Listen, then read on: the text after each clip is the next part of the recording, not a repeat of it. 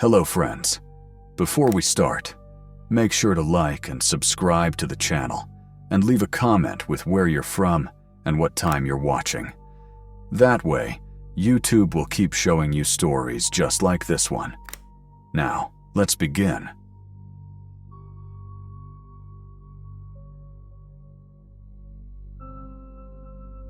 Anyone who has lived long enough in the quiet pockets of American suburbia knows there is a rhythm to those neighborhoods. A rhythm so gentle and predictable that it slowly becomes part of your own heartbeat. For me, Stillbrook Court in Henderson, North Carolina had been that rhythm. For almost 11 years, the mornings always started the same way. The mechanical growl of garage doors lifting at 6:20, the faint mist of sprinkler systems hissing alive across manicured lawns, and the soft clack of a plastic dog leash held every morning by the same elderly widow, Mrs. Kohler, walking her overweight beagle like clockwork. My cul-de-sac was the kind of place where nothing ever changed. Nothing ever surprised you. Nothing ever frightened you. That sameness was the exact reason I had moved there in the first place. I was 35 back then, barely surviving the debris of a broken engagement and a corporate job that treated stress like a competitive sport. I wanted stillness. I wanted a life where the worst thing that could happen was a package being delivered to the wrong doorstep. For more than a decade, Stillbrook Court delivered just that. Peace, monotony, and the strange comfort of uneventful days. Until the morning, everything changed. It was early March, cold enough that you saw your breath in the air, but warm enough that the pollen had already begun to stick to windshields overnight. I woke 10 minutes before my alarm, disoriented, my bedroom faintly glowing red and blue. For a moment, half asleep, I thought it was a reflection from someone's TV. Then my dog, Baxter, lifted his head from the foot of my bed, ears rigid, throat rumbling. The light kept pulsing. Red. Blue. Red. Blue. I sat up, heart picking up speed. My clock read but 43 a.m. Nothing ever happened before 7 on Stillbrook Court. Nothing. I pushed aside the blinds, and everything I thought I knew about quiet suburban life tilted. 3 police cruisers sat diagonally across the street, lights spinning silently. 2 unmarked sedans idled behind them. Officers in heavy jackets moved in and out of the driveway of the house 3 doors down, the house belonging to Greg and Marlene Harding. They'd moved in about 5 years earlier, both in their early 50s. Quiet. Friendly enough. Greg always waved when he saw you. Marlene tended roses like they were sacred scripture. Now their driveway was wrapped in yellow crime scene tape. Something twisted hard in my chest. By 7:30, I had thrown on jeans, a hoodie, and my winter coat, clipped Baxter's leash, and stepped outside, not just because he needed a walk, but because every cell in my body needed to understand what was happening. The neighborhood was awake in a way I had never seen before. Clusters of neighbors whispering in driveways, shoulders hunched, hands stuffed in pockets. I recognized the Coopers, the Miles family, and old Mr. Devroy from the corner house. Everyone had the same expression, confusion leaking into fear.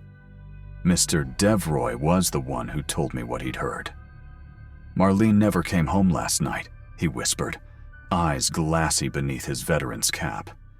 Greg called the police around 3 in the morning, said he waited up for her until he couldn't anymore. Apparently, Marlene had gone to her weekly pottery class at a friend's studio and never returned. Her car, a dark green Honda CR-V, was missing. Greg, according to Devroy, was inside with detectives.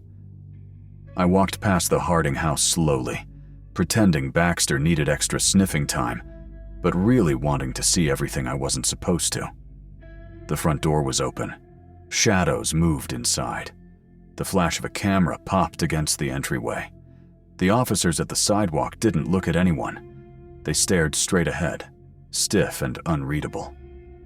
But what stuck with me, what my eyes locked onto without fully understanding why, was Greg's white Ford Ranger, parked neatly in the driveway, freshly washed. It gleamed. It glowed. It looked painfully out of place in front of a house drowning in police tape. Something about that bothered me more than it should have.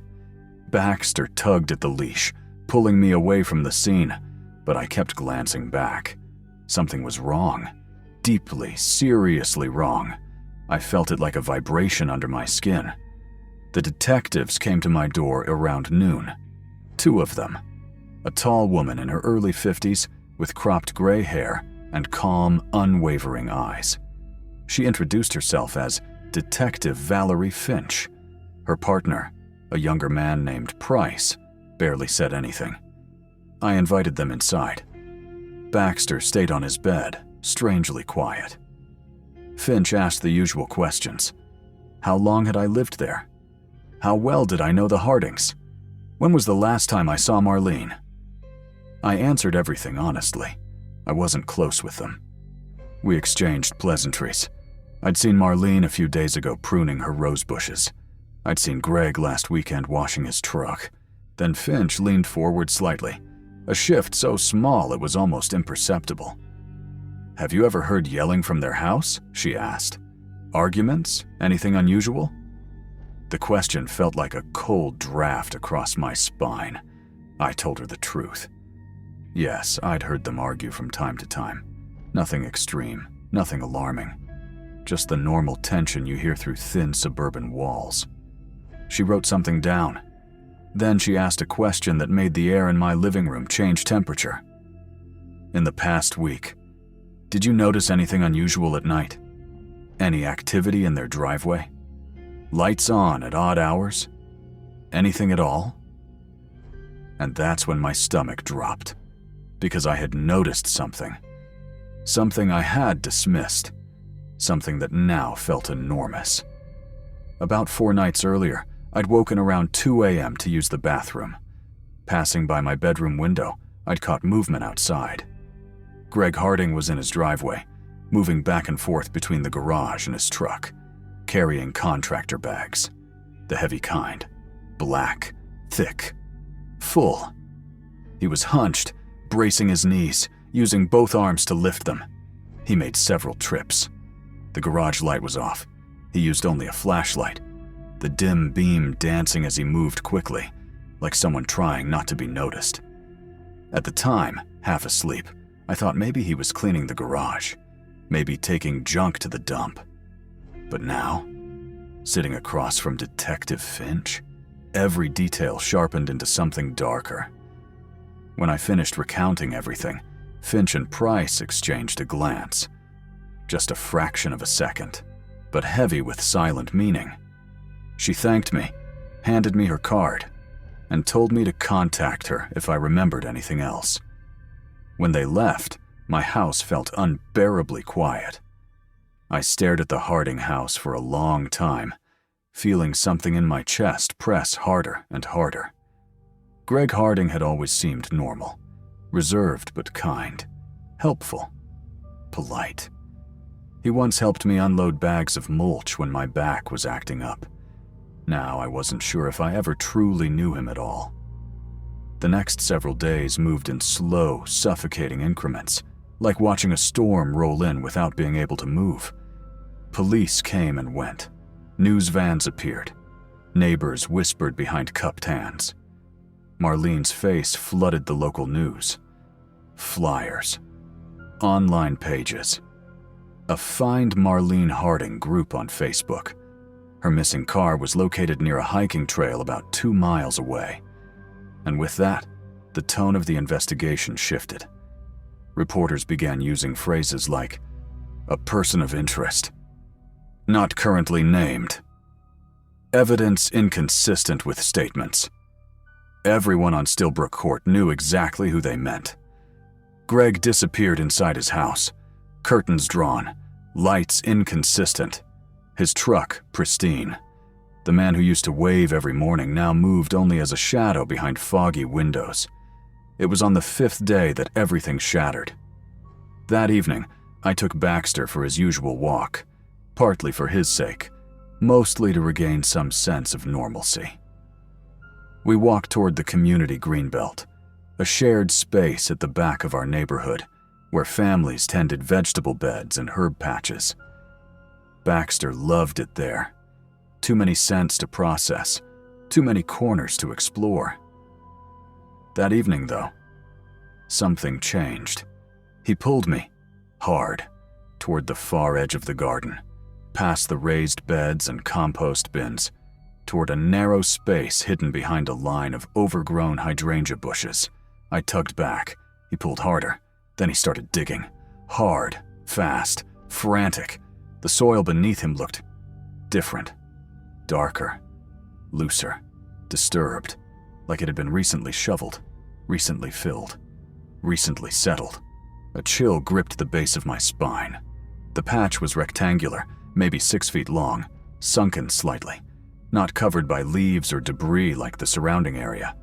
A clean, wrong-looking void in an otherwise messy garden. My heartbeat slammed in my ears. Part of me wanted to walk away, pretend I hadn't seen it, let someone else find it. But another part knew, in the worst, deepest way possible, exactly what I was looking at. My hands shook as I grabbed my phone. I called Detective Finch. My voice broke twice as I told her what I'd found. She told me to step away.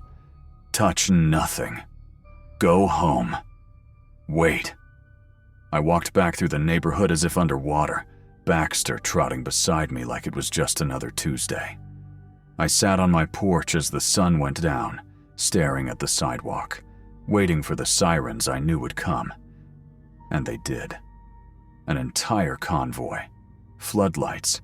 Tape. Officers moving with quiet urgency. They stayed through the night.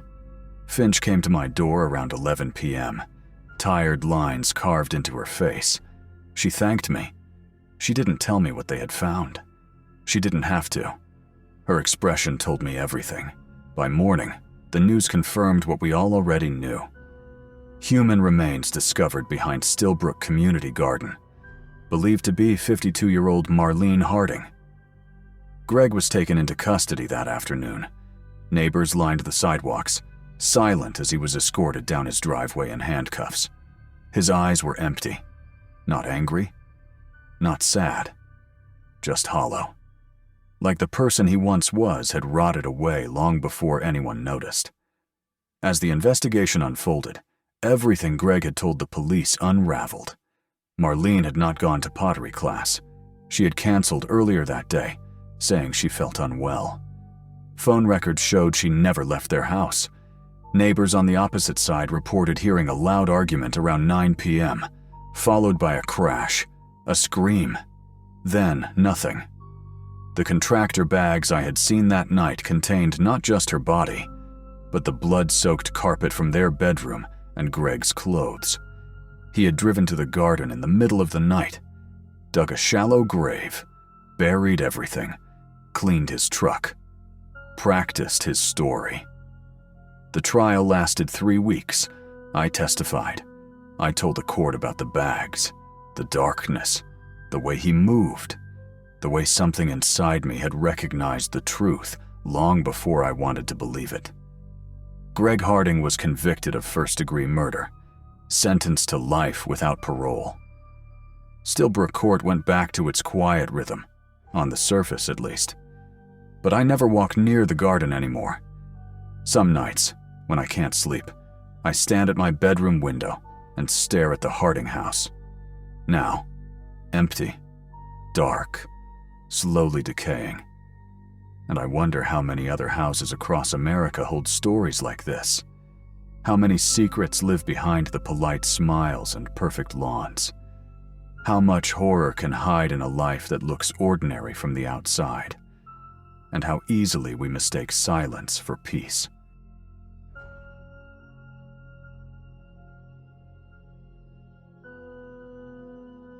September of 2018 didn't just mark a new season for me. It marked a version of my life I had believed only existed for other people. People who had stability, comfort, the kind of slow mornings where you knew exactly what your future held.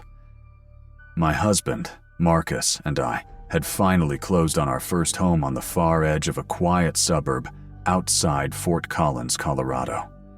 A neighborhood tucked so neatly between pine woods and manicured cul-de-sacs that even the air felt polite. Kids biked past in groups, waving at neighbors they'd known since kindergarten. Porch flags fluttered in weekend breezes. Everyone smiled. Everyone made eye contact. Everyone said, "Welcome," like they meant it. Turning 31 earlier that year had felt like crossing an invisible line, one where responsibilities grew, but so did possibilities. And buying that home, that was the first time I felt we had truly made it. Marcus worked as a logistics coordinator for an agricultural tech company. Because his job required frequent field inspections, he often traveled throughout the Midwest, sometimes gone for 3 or 4 nights straight. I worked from home as a UX content designer for a software firm in Seattle, which meant long hours in our little home office overlooking the backyard and the wooded trail system beyond. We had lived there for only a few months when everything happened, just long enough to feel comfortable, but not long enough to understand the house's personality, its groans, its temperature shifts, its small sounds that new homes whisper when they're still getting used to you. That week, Marcus had flown out to Kansas City for an extended audit trip. He left early Monday morning and was scheduled to come back late Saturday night. We had our routine: text during the afternoon, FaceTime before bed, send silly pictures of our meals like newlyweds who still found each other unbearably charming. Our home sat at the very end of Birch Hollow Drive, a cul-de-sac with only 5 houses, each one spaced generously between tall spruce and aspen trees that muffled the sounds of the world. Our nearest neighbor, an elderly widower named Mr. Hargrove, lived almost 50 yards away. The only house visible from our upstairs windows was his, and at night, the amber glow from his porch light cut a perfect soft arc across our driveway. It felt safe, safer than anywhere I had lived in my adult life. That illusion lasted until one Thursday. The evening itself was forgettable. I made a simple dinner of roasted potatoes and salmon, watched a rerun of a paranormal show I'd seen a dozen times, took a long shower, put on my softest sleep shirt. At 10:45, Marcus and I did our nightly video call. He was exhausted, slumped on the stiff-looking hotel bed, complaining about cold conference room bagels. I teased him about being dramatic, and he joked about wishing he could teleport home. We said goodnight at 11:10. By 11:20, the lights were off. By 11:25, I was asleep. By 2:03 a.m., I was awake. Not gradually, not from a dream, not from a sound I consciously heard. Just awake. My eyes snapped open like a hand had shaken me from sleep. A thick, uncanny alertness filled my chest. The ceiling fan spun slowly above me, casting soft shadows around the room. Everything looked exactly as I left it.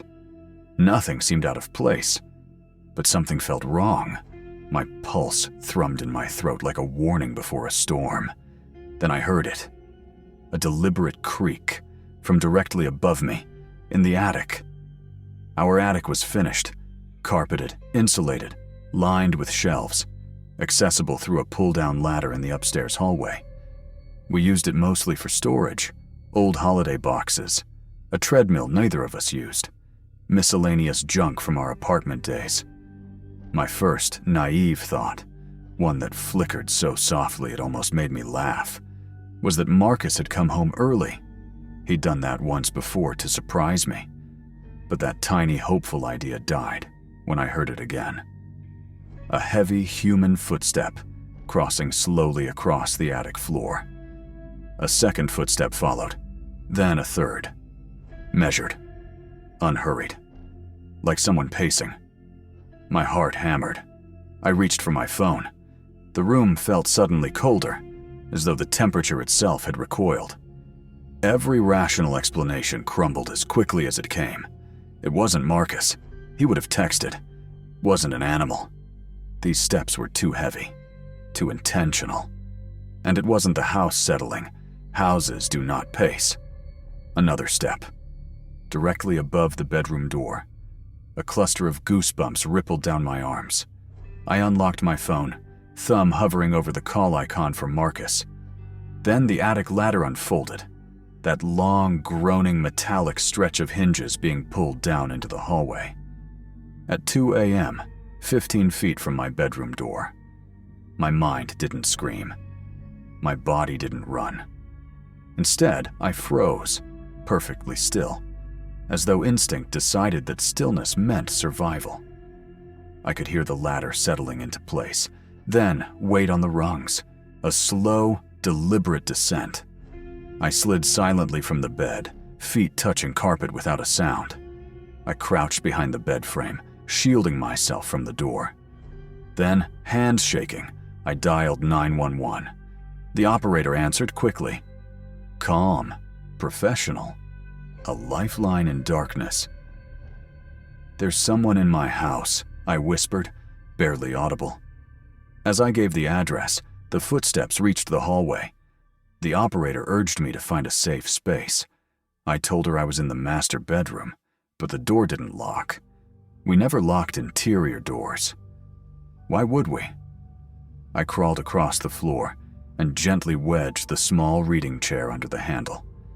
It wasn't sturdy, just a decorative piece. But it was something. Then I heard it. Breathing.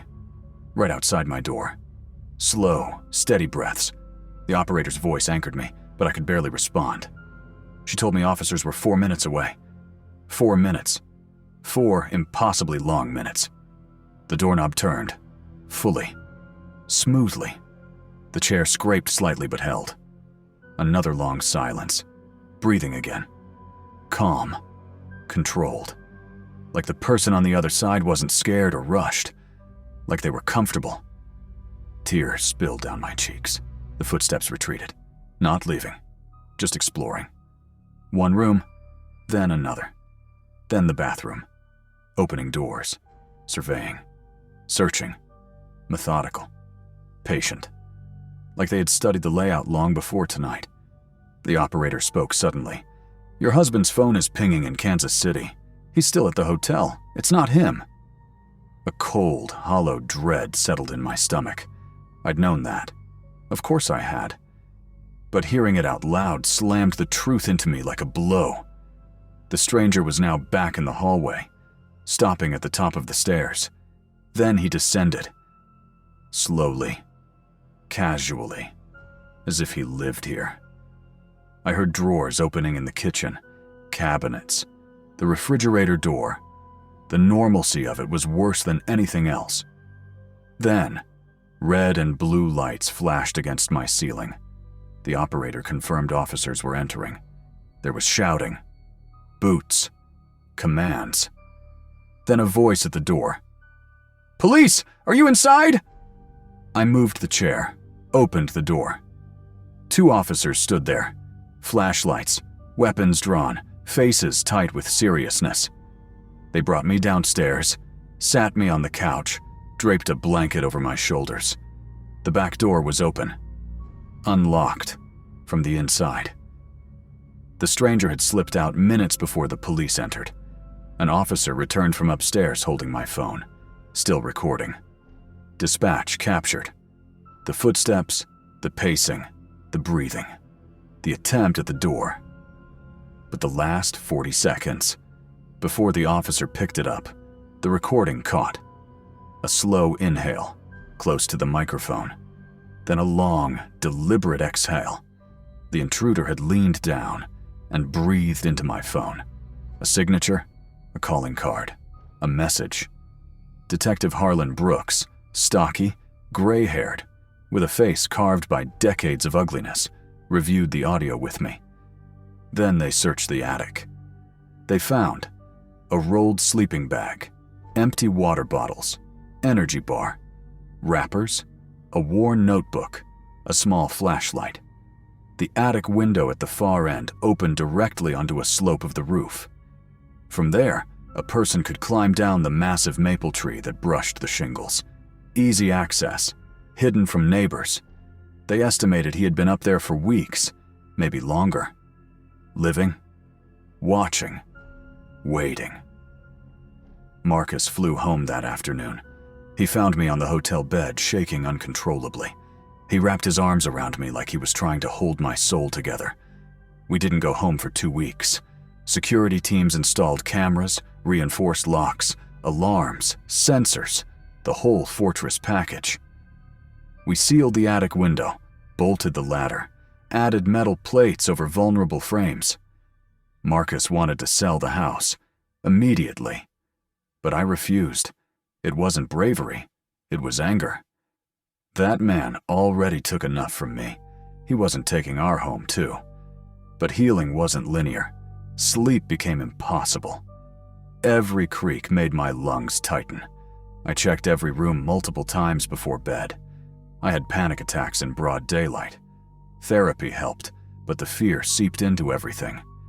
Detective Brooks called occasionally, but nothing new ever surfaced. No fingerprints matched, no suspects, no sightings. The case eventually went cold. But my fear didn't. We still live here. The attic is now a guest room, renovated, painted, cozy, with its own lock, and a dedicated camera. We've never heard footsteps again, never seen signs of intrusion, never found anything missing. But sometimes, when it's very late, and the house settles just slightly wrong, a memory rises like cold water in my chest. He watched me. He learned me. He lived above me. For how long? I'll never truly know. And the worst part isn't the night he came down. It's that he was already there. Already listening. Already studying my routines. The violation lives in me like a shadow that never leaves.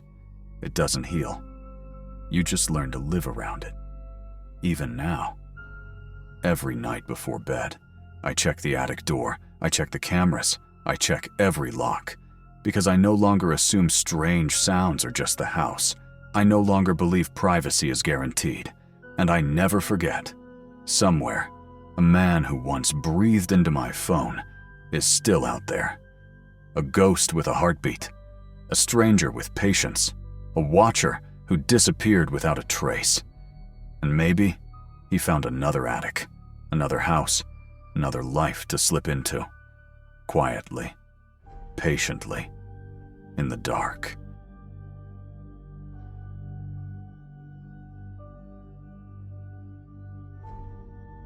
My old coworker Trevor used to tell me that owning a house in the suburbs teaches you a strange new kind of patience.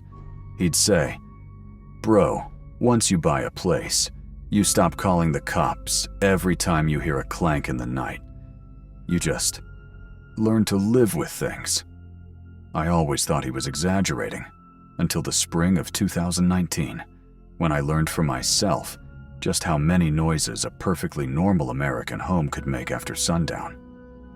I bought my house in late March, a modest 2-bedroom with an unfinished basement, tucked at the end of Sycamore Ridge Lane, a looping cul-de-sac about 30 minutes outside Boise, Idaho. Not the sort of place where danger feels real. Not the sort of place where you check over your shoulder. I had moved out there after a long year of layoffs, breakups, and sleepless nights in a tiny downtown apartment where I could hear my upstairs neighbor sneeze through the walls. I wanted space, quiet, some place where I could breathe again. For the first couple of weeks, everything felt perfect. The house had its quirks, sure. An aging water heater that liked to rumble at weird hours. A refrigerator that hummed like it was trying to communicate in Morse code.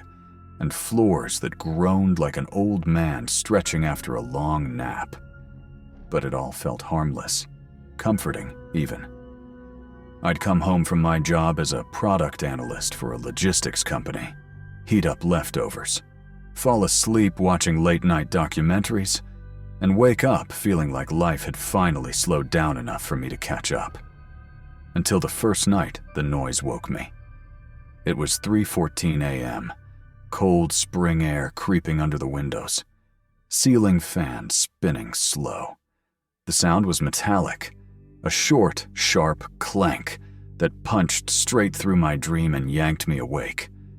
For a few seconds, I wasn't even sure it had been real. I sat in the darkness, blinking at the faint glow of the digital clock, letting the house settle around me. No footsteps, no voices, no shadows under the door. Just the familiar whir of the fan blades chopping through air. Eventually, I convinced myself it had come from the garage, the shelving I built myself on a lazy Sunday, maybe shifting under the weight of the toolboxes. Old house. Temperature dips at night, wood contracts, metal shifts. I rolled over, pulled the blanket up to my chin, and forced myself back to sleep. But something inside me had changed that night. Just a drop of unease. A whisper that said, that wasn't just the house. Something hit something. I ignored it. For a little while. 4 nights later, it returned. This time the noise lasted longer, maybe 4 or 5 seconds of scraping metal, followed by 2 rhythmic taps, like someone testing the tension of a pipe. It was unmistakably coming from the left side of the house, the garage. I sat up in bed so fast my vision blurred. The scraping paused, as if reacting to my movement. I grabbed my phone, opening my extremely cheap security app that monitored exactly 1 camera, the front porch. Nothing. Just my empty driveway glowing orange under the distant streetlight. There was no angle on the garage, no view of the side door. I knew then that I needed more cameras, but I didn't buy them. I let work stress take priority, convincing myself the noise was nothing. And for the next 2 weeks, nothing happened. I began sleeping again. Stopped checking the locks twice. Stopped overthinking the dark corners of the backyard. It almost felt like whatever had happened earlier had just passed. But that's the thing about fear. It doesn't disappear. It waits. It was a Thursday. Thursdays were always the same for me. Leave work at 5:45 p.m., stop for a protein bar, drive to Lakeside Rec Center, play indoor volleyball with a group of old university friends from 6:30 to 9:30. Home by 10:15, shower, sleep. A predictable, unchanging pattern. Every Thursday for 8 months. That night, I came home tired, sweaty, and ready to crash. I didn't notice anything unusual when I pulled into the driveway. Didn't stop to scan the shadows. Didn't feel watched. I showered, collapsed into bed, and knocked out almost immediately. At 3:11 a.m., the metal scraping came back, but this time the sound wasn't faint. It wasn't subtle. It was angry, intentional, like someone was trying to pry something loose. I sat up so fast my heart felt like it caught in my throat. For the first time, my brain didn't offer a rational explanation. This wasn't settling foundation. This wasn't shifting metal. This was a tool. This was someone. And they were at my garage door. I slipped out of bed, grabbed the aluminum softball bat I kept in the closet, and crept through the silent house toward the kitchen, the only room with a window facing that side of the property. Before I reached the blinds, the sound stopped. Instantly. Like the person outside froze the moment they sensed movement inside. I stood there in the dark, barefoot, bat in hand, listening to my own pulse thudding in my ears. Something inside me, something old and instinctive, whispered, "Do not open that door. Do not go outside. He wants you to." I stayed there until dawn. By 9 a.m., I was in the security aisle at Home Depot, shopping like a man who finally believed his own fear. I bought 2 extra cameras, then a third, then motion lights, then a reinforced strike plate for the garage side door, then a door bar. By noon, I had 3 cameras installed. One pointed at the side garage door. 2, one covering the backyard fence line. 3, one angled toward the driveway. My neighbor, Mr. Harlan, a retired postal worker who always watered his lawn at the same time every morning, wandered over and asked what I was up to. "Just upgrading security," I said. He studied my face for a few seconds and nodded like he understood more than I was saying. That night, I slept with my phone on loud, the app open, waiting for motion alerts. Nothing happened. For 3 nights, the cameras captured nothing but wind-moved branches and a neighborhood cat. I thought maybe I'd scared whoever it was away without realizing it. I thought maybe it was over. It wasn't. The next Thursday, the pattern repeated. I left at the usual time. Same routine, same schedule. Played volleyball, grabbed a soda afterward, talked with my friends at the parking lot. I got home around 10:40 p.m. Everything felt normal. The motion lights hadn't triggered. No signs of disturbance. Garage door secure. I slept surprisingly well. Until morning. I woke up, made coffee, and, mostly out of habit, checked the camera app while the machine sputtered and steamed. The highlight bar showed a motion alert. 9:52 p.m., about an hour after I'd left the house. I tapped it. For several seconds, there was only static-like grain from infrared. Then a shape moved. Someone crouched beside my garage side door, hood up, gloved hands, dark jeans, no face visible, no visible skin anywhere. He held a long, thin object, a large, flathead screwdriver, maybe 18 inches, professional grade.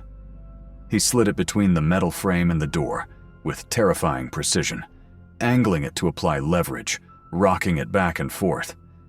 The scraping was unmistakable. He had been making that sound for weeks. He worked for just under 4 minutes. Slow, patient, practiced. Then he stopped suddenly and melted back into the darkness near the fence, vanishing at the one angle my 3rd camera didn't cover. He knew exactly where the blind spot was. He knew my routine. He knew my schedule. And he waited for Thursdays. I called the police immediately. 2 officers came, Deputy Reyes and Deputy Collins. When they saw the footage, both their faces tightened. "This is not casual," Reyes said. "This is someone preparing for an entry. Someone who studied you," Collins added. They took a copy of the footage, asked questions I couldn't answer, and recommended obvious things. Vary your schedule. Leave a light on randomly. Consider a dog. Don't confront him alone. When they left, the quiet of the house felt heavier than usual, like something was listening. The next Thursday, I didn't go to volleyball. I wanted the same pattern, same routine, same time window. But this time, I wasn't leaving.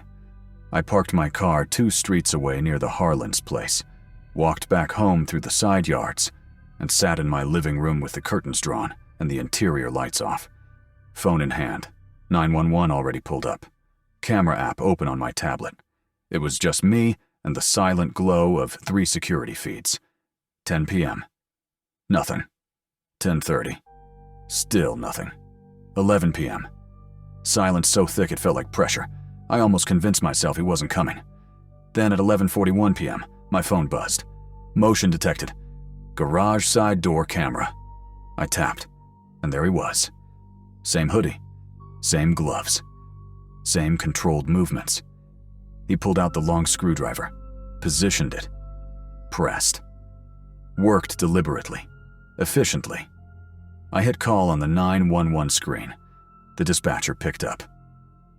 911, what's your emergency? There's someone trying to break into my garage right now. I have him on camera. Within 90 seconds, headlights swept into the cul-de-sac. The man froze, pulled the tool back, stood up slow, tried to walk calmly toward the back fence. But it was too late. The patrol car angled its spotlight straight onto him. He stopped, hands raised. The officers moved fast, shouting, securing, cuffing him.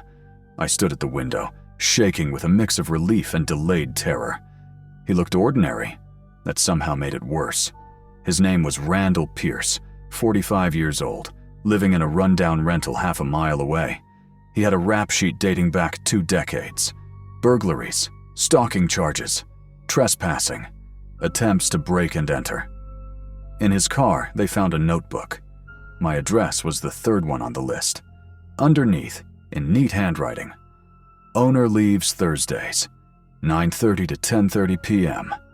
No dog. Lights off by 11:10. Garage weakness. Side frame. He had been watching me for over a month before making his first attempt. Watching when I came home, when I left, when I turned lights on, when I turned them off. How predictable I was. How the house went dark. How Thursdays were always the same. Waiting for the right moment. He was sentenced to 6.5 years. I lasted 3 more months in that house before selling it. The day I left, I made sure the locks were changed for the next owners, just in case. Now I live in a downtown apartment building with cameras in every hallway, controlled entry, and neighbors who actually notice if someone lingers too long.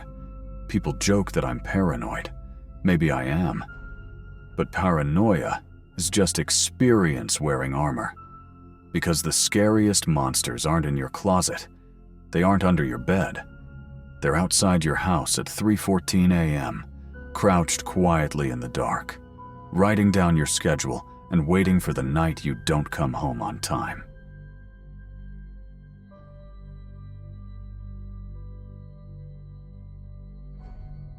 Most people think quiet neighborhoods are safe. Picked fences, trimmed lawns, neighbors who wave from driveways. All of it looks peaceful from the outside. But peace is a costume, and sometimes the mask slips. I learned that during the spring, I moved into the rental on Brookshire Lane, a modest 2-story house on the edge of Davenport, Iowa. It wasn't anything fancy, but after the breakup and everything that followed, I needed somewhere calm. Somewhere no one knew me. And for the first few weeks, it truly felt like a fresh start. I'd wake up early, make coffee, sit on the back steps, and watch the neighbors walk their dogs. People smiled, birds sang, the air smelled like wet soil and cold grass. Nothing hinted that someone was already inside my house. It started with small things. A kitchen cabinet left open, a folded hoodie on the chair instead of the bed, phone charger plugged in on the opposite side of the room. I blamed myself. Moving stress, fatigue, absent-minded habits. But one night, when I came home from the late shift at the hardware store, something happened that froze me in the doorway. Every light in the house was off, except the hallway light upstairs. I never left it on. For a full minute, I stood still, listening. No footsteps, no voices, no movement. Just that soft, yellow glow bleeding down the staircase, like something was waiting at the top. I exhaled and forced myself to go up. Nothing. Just silence. I switched off the light and tried to forget it happened. But forgetting wasn't an option anymore. Something else was coming. A week later, I woke up around 2:14 a.m. to a sound. A sharp, dragging sound, like drywall being scraped. It was coming from behind my bedroom wall, the one that connected to the attic stairwell. I sat still, barely breathing. Skirk. Skirk. Skirk. Slow. Measured. Not like a mouse, not like an animal, more like fingers. My body went cold, but I forced myself up, grabbed a flashlight, and followed the noise out into the hallway. The house was dead silent, but the sound continued, muffled, rhythmic, behind the wall running up toward the attic. I stood there, listening, flashlight trembling in my hand. Then it stopped. A single, heavy thud echoed through the wall, as if something just placed itself down. I didn't sleep the rest of the night. In the morning, when I tapped the wall, it sounded hollow, too hollow, almost as if there was space back there, space someone could move in. The next day, I called the landlord, an older guy named Merritt. He'd lived in the area forever. "Any chance this house has old crawl spaces or maintenance shafts?" I asked. His silence over the phone lasted a little too long. "Well," he said, clearing his throat. "The previous owner mentioned something about unused service cavities behind the attic walls, but they should be sealed." "Should be?" "Yeah, should be." I didn't like the way he said it. That night, when the sun dropped behind the houses, I grabbed a screwdriver and went up to the attic. Dust, cold air, old insulation, nothing out of the ordinary, until I saw it. A narrow plywood panel, not nailed shut, just loosely pressed into place. Behind it, darkness. A tight maintenance corridor, barely wide enough for a person to squeeze through, running down the length of the house. My mouth went dry. Someone could move through there. Walk, stand, watch, even sleep. I didn't go in. Couldn't. But I backed away slowly and left the attic without touching anything else. I didn't know it then, but that corridor had already been used. Recently. 3 nights later, at 1:47 a.m., my TV downstairs turned on by itself. Volume low, screen bright in the dark. Not static, not cable, just a soft blue glow. I froze in bed. No footsteps, no movement, just the hum of the TV. After a minute, I grabbed the baseball bat from the closet and crept downstairs. Every shadow looked like it was breathing. But when I turned the corner into the living room, something inside me shuddered. The TV wasn't just on. The remote was placed neatly in the center of the couch cushion. I never left it like that. As I stepped closer, I felt it. The air. Warm. Like someone had been sitting there just seconds ago. I stood in the middle of the room, heart smashing against my ribs, trying to convince myself this was all in my head. Then the floorboard behind me creaked. I spun around. Nothing. But the sound didn't come from the living room. It came from inside the wall behind the couch. A slow, dragging footstep. Then another. Someone was standing inside that corridor, listening. The next morning, I bought a cheap indoor camera and pointed it at the hallway leading to the attic. It took only 2 nights. At 3:22 a.m., motion alert. I tapped the notification. At first, the footage showed nothing, just the empty hallway. Then the attic door shifted, just an inch, barely noticeable. Then a hand appeared, pale, thin, fingernails worn down. It grasped the edge of the door, held it, and slowly, very slowly, pushed it open. A silhouette stepped out into the hallway, tall, slouched, wearing a dark hoodie. But the face never appeared. Hood low, shadowed completely. The person stood there for almost a full minute, unmoving, watching the hallway, watching my bedroom door. Then they turned and slipped down the stairs. I felt the blood drain from my head. Someone had been living in the walls. When the officers arrived, I showed them the footage. They went through the attic, the walls, the crawl spaces. Nothing. No clothes, no bedding, no food, no signs of anyone living there. But the panel in the attic? It was slightly open. Not how I left it. The cops told me to stay with a friend for the night. I didn't even pack.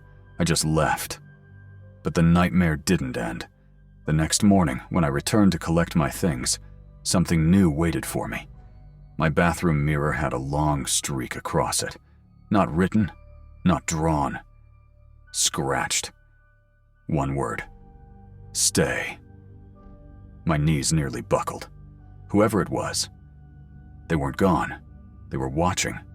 Following. and they didn't want me to leave. That last night in the house wasn't meant to happen. I wasn't supposed to be there anymore. But I had to go back once more, just to grab my work boots and the lease papers. It was around 6:45 p.m. Sun almost gone, house completely silent. I walked upstairs with a flashlight, grabbed the boots from the closet, and that's when I heard it. A slow exhale. Not mine.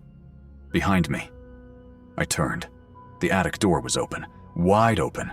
My heart clamped in my throat. Someone stepped out. Tall. Hood pulled low, hands pale and shaking slightly, like they'd been waiting a long time. They didn't run, didn't attack. Just stood there, breathing heavily. I stumbled back, nearly tripping over a box. The figure took one slow step toward me, then another. I bolted down the stairs, out the door, and straight to my truck. Didn't look back, didn't breathe. I drove until I reached the highway. Then I kept driving. 2 days later, the landlord called. "Are you planning to return? You left everything unlocked." I told him I wasn't coming back. He sighed. "You're not the first tenant to leave like this." My stomach dropped. "What do you mean?" "There have been complaints," he said softly. "People hearing footsteps, finding things moved, reporting someone inside the walls. But by the time police check, the place is empty." "So someone broke in?" I asked. "No, it's something else." "What's something?" He hesitated. Then quietly, "Whatever lives in that house never uses doors." I never went back to Brookshire Lane, never asked who lived there before me, never checked the news. Because what scared me most wasn't what I saw, it was what I didn't see. That hidden face inside the hood, the one that watched me sleep, the one that walked freely through the walls. I still feel it sometimes, like someone is standing behind a wall nearby, breathing, waiting, listening.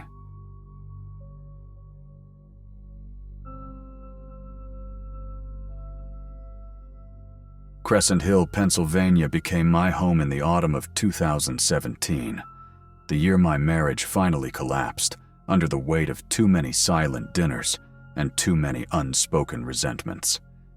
I remember signing the divorce papers, walking out of that courthouse and feeling this unbelievable emptiness, like a door behind me had slammed shut and everything familiar was still trapped inside.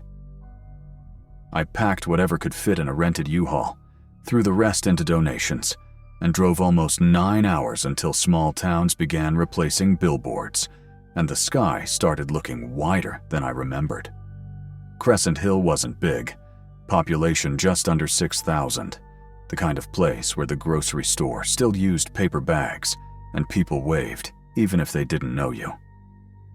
I found a 2-bedroom rental on Alder Lane, white shutters, slanted porch, old maple tree in the front yard that looked like it had stories of its own.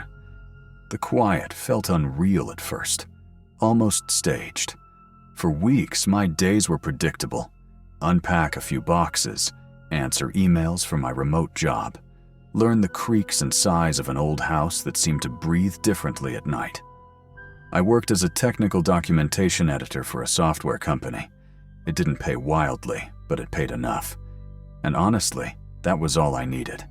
A job that didn't require me to talk to anyone unless I chose to.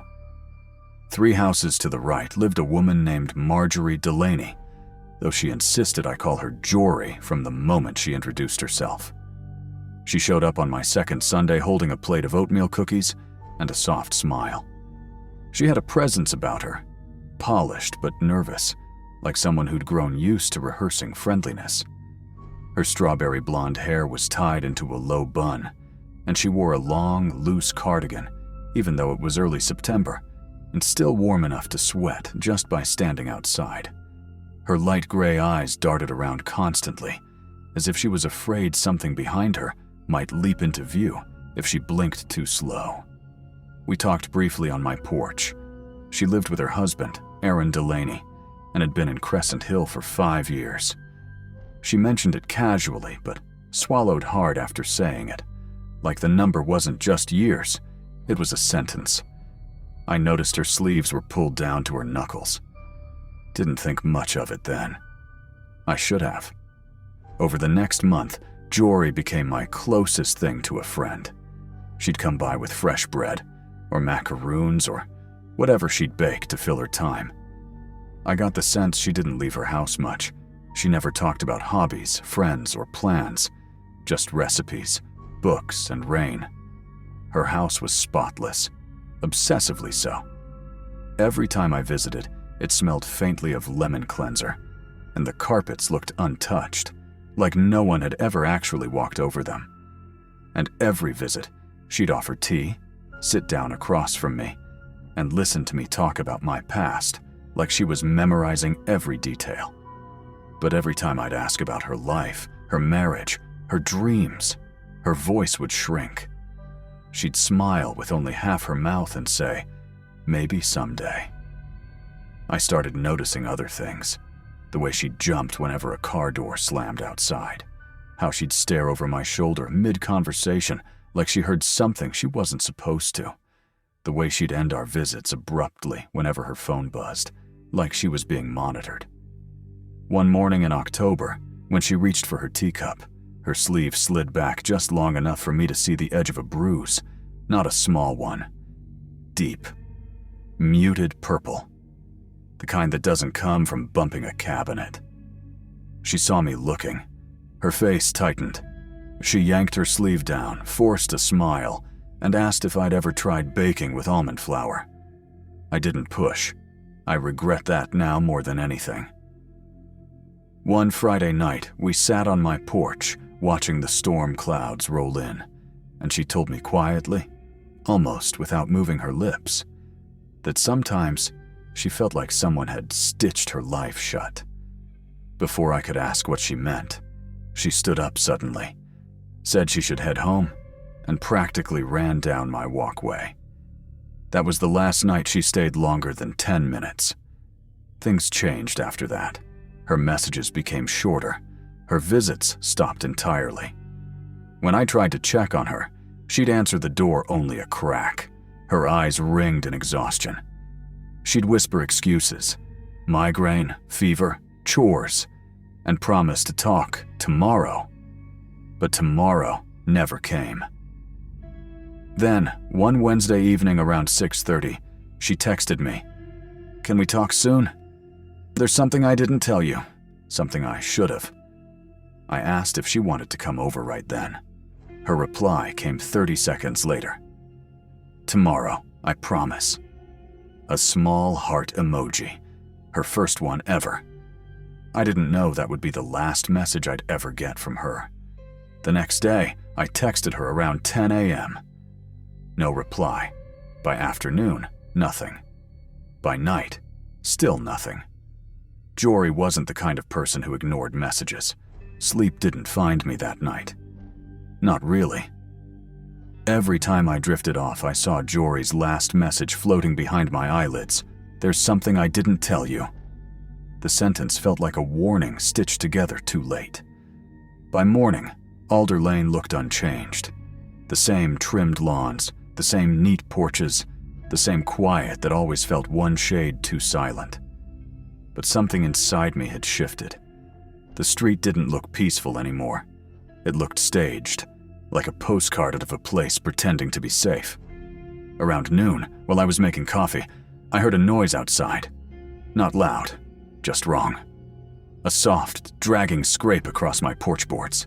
I froze, set the mug down slowly, listened. The sound came again, a faint shwuft. Shwuft, like someone's sleeve brushing wood. I walked to the door and opened it carefully. Nothing. Just the porch, the empty yard, and the quiet.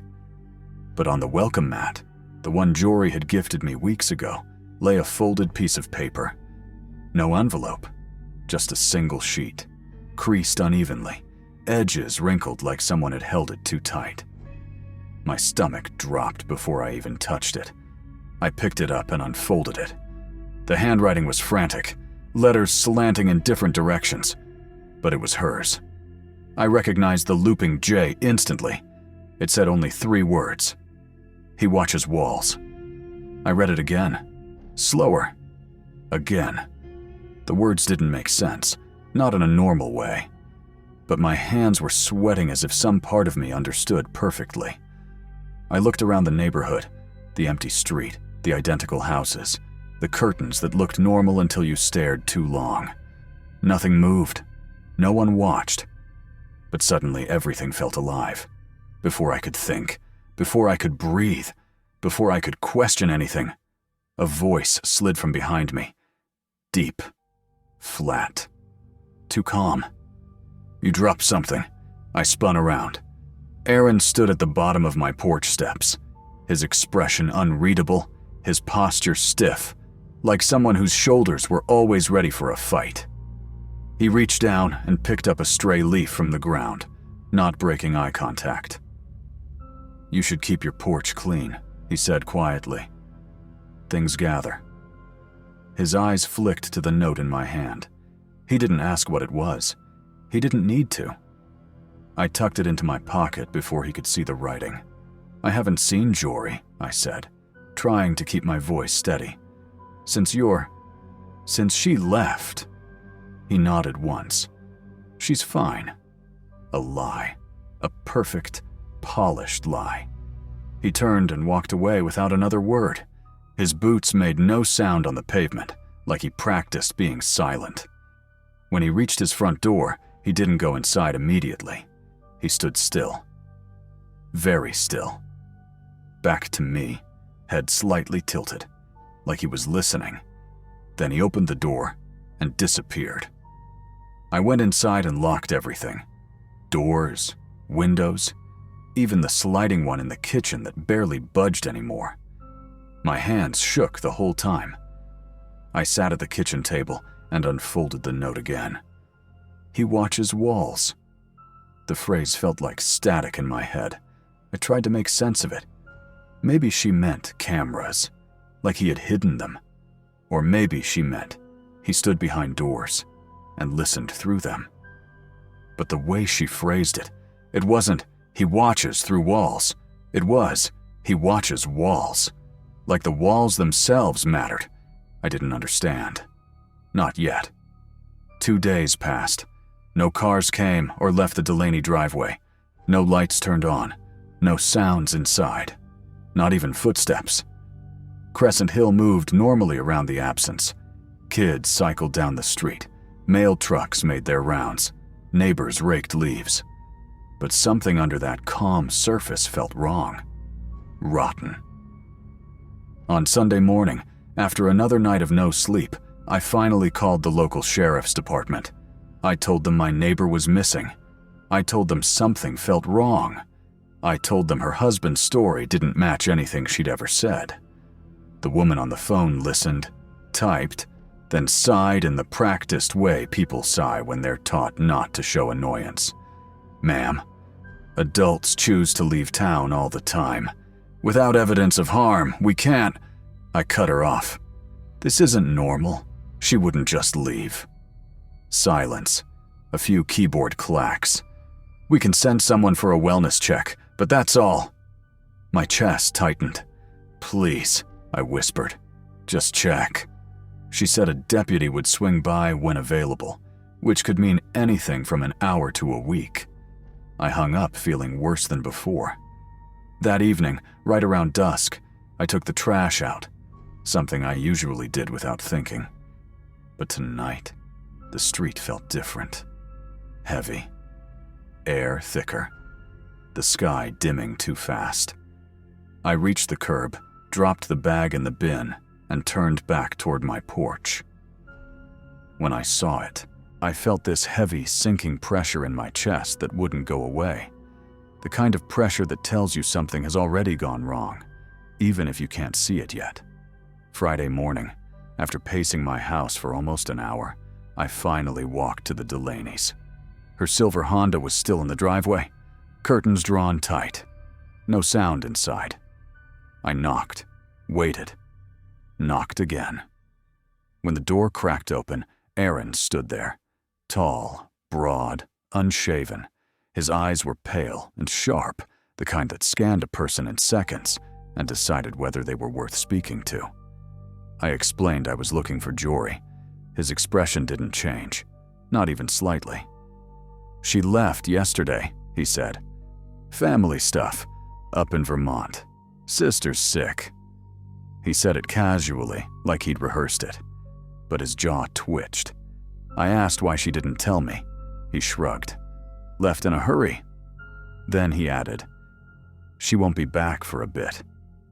Something about the way he said it made every instinct in me go rigid. I walked away fast, too fast. By the time I reached my house, my hands were shaking. Jory never once mentioned a sister, not in Vermont, not anywhere. That night, I barely slept. Her unread messages sat on my phone like ghosts.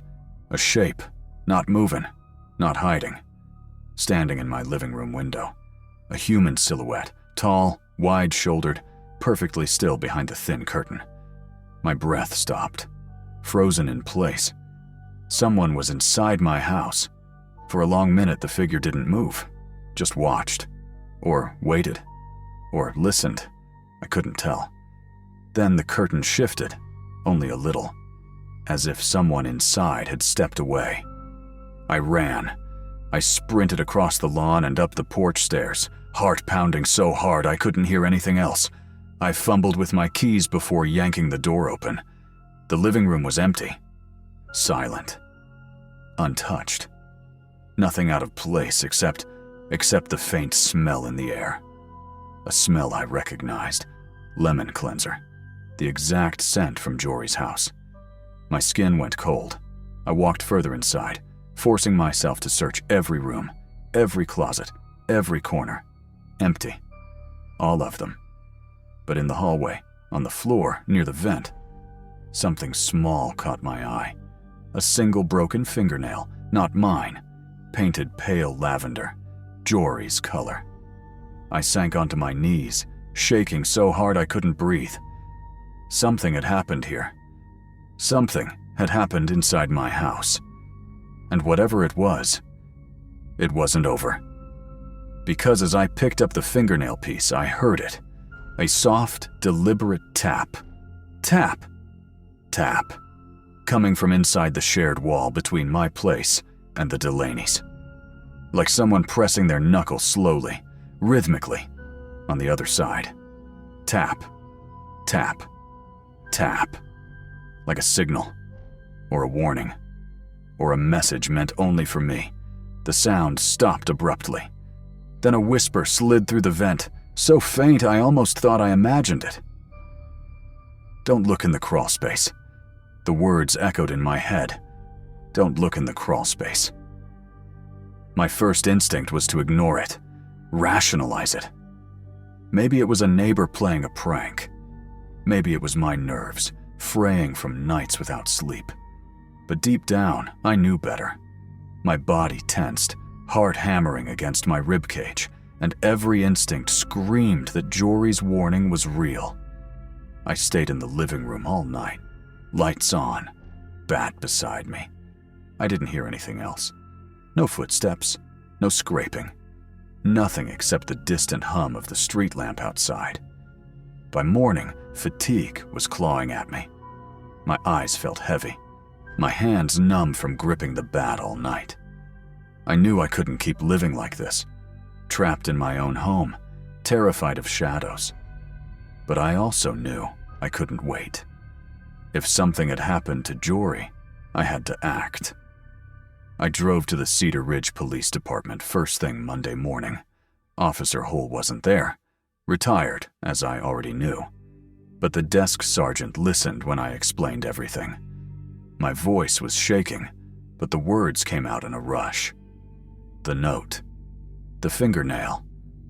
The whisper through the vent. The strange presence in my house. She typed it all down, frowned, and looked at me like she had seen too many stories like mine. "We'll send a deputy," she said slowly. "But without a body or actual evidence." I cut her off. Check Delaney Lane, right now. Please." After some hesitation, she agreed, and I left, telling myself I'd wait nearby. My stomach churned the entire drive. When the police arrived, I followed at a distance, trying not to draw attention. They parked their cruisers along the street and approached the house carefully. I watched from behind a tree. Through the blinds, I saw shadows moving. The deputies entering, flashlights cutting across the living room. Then, silence. Minutes passed, then muffled shouts, and a scream that made my chest collapse. I ran to the house before anyone could stop me. The front door was open. The smell hit me immediately, that same lemony cleanser, but mixed with something sour, something decayed. Inside, the living room was empty, but in the hallway, near the vent, blood. Dark and fresh, smears along the baseboard. I froze, and then I saw it. The vent cover was slightly bent, scratched, and beneath it, the corner of a blue tarp, just like the one Jory had been buried in. I dropped to my knees, my hands shaking, my stomach twisting. I reached for it and felt something cold, heavy. Not just the tarp, something wrapped inside. The police arrived just as I touched it. They pulled me back, shouting orders I barely heard. 2 deputies lifted the tarp, and the world seemed to stop. Jory, her eyes closed, bruises on her arms and face, her mouth slightly open, as if she had tried to scream. But this time, it wasn't just her. Behind her, the crawlspace door was ajar. My stomach sank. A second body, someone much smaller, and then another. 3 sets of bodies stacked like secrets hidden beneath that suburban veneer. I turned to see Raymond Delaney standing in the doorway, his eyes cold, unreadable. He didn't fight. He didn't plead. He just stared, as if he had been waiting for this moment all along. The deputies moved quickly, cuffing him, reading him his rights. He said nothing. Not a word. Weeks later, the trial began. I testified, recounting every conversation, every detail, every note, every bruise, every look of fear in Jory's eyes, every suspicious movement I had seen in Raymond's house. The jury listened, some leaning forward, some staring blankly, but I could feel the weight of every eye on me. When the verdict came, 3 counts of first-degree murder. Guilty. Life without parole. But even after it was over, even after the trial, even after moving 3 towns away, the memory lingered. Every shadowed corner, every quiet street, every perfect house seemed like a trap. And sometimes, in the back of my mind, I hear it. Tap, tap, tap. A rhythm I will never forget.